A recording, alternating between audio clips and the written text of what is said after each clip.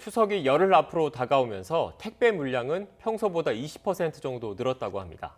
코로나19 영향으로 안 그래도 늘어난 비대면 주문에 연휴까지 겹치면서 택배 업계는 만반의 준비를 하고 있습니다. 물류센터에 나가 있는 취재기자 연결하겠습니다. 손효정 기자. 네, 우체국 동서울 물류센터에 나와 있습니다. 네, 송 기자가 나가 있는 곳이 우체국 물류센터고요. 평소보다 물량이 많이 늘었다고요. 네, 그렇습니다. 제가 나와 있는 것은 서울 동부 지역의 물량을 담당하는 물류센터입니다. 원래 이곳은 하루 평균 7만에서 8만 개 정도의 택배 상자가 오가고 있는데요. 추석 영향으로 저번 주에는 물량이 10만 개까지 늘어났습니다. 앞으로 추석 연휴 동안 평균 12만 개, 최대 18만 개 정도 하루에 물량이 몰릴 것으로 보입니다. 늘어난 물량에 대비해 우체국 우정사업본부는 오늘부터 다음 달 6일까지 16일 동안 비상근무에 들어갔습니다. 추석은 설날과 함께 1년 중 가장 많은 물류가 쏟아지는 기간이기 때문인데요. 특히 올해는 코로나19 영향으로 명절에 내려가기보단 명절 선물을 준비하는 사람들이 늘어날 것으로 보입니다.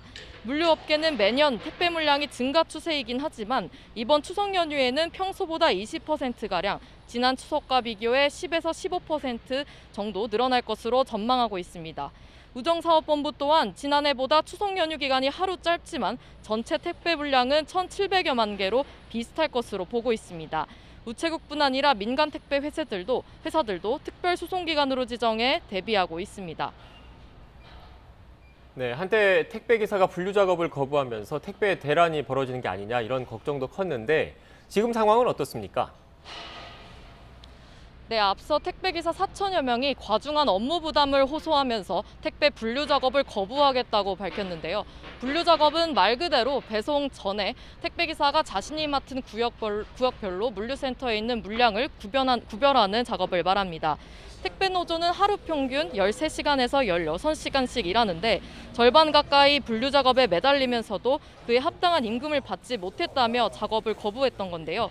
추석을 앞두고 택배 대란이 빚어질까 정부가 연휴 기간에 인력 만여 명을 추가로 투입하다고 약속했습니다.